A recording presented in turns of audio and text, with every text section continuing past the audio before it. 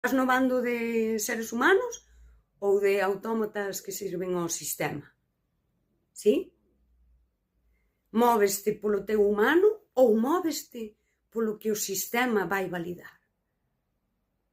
Cada un. Cada un. É que somos libres ata de autoescravizarnos. Si?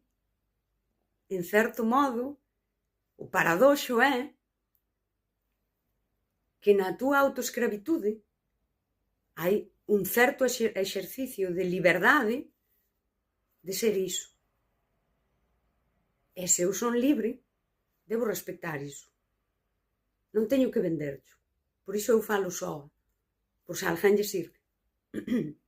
Hai creo que é un proverbio, algo así que di, o que aparece nun libro, non o sei, a veces circula por aí polo internet, que di, non espertes o escravo, sobre todo se está soñando coa liberdade.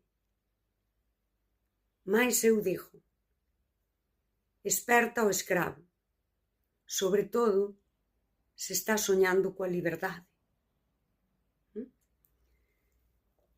Pois eu non quero despertar aos escravos, quero dicir, ou si, eu lanzo a miña mensaxe a cada un que vexa o que fai con ela.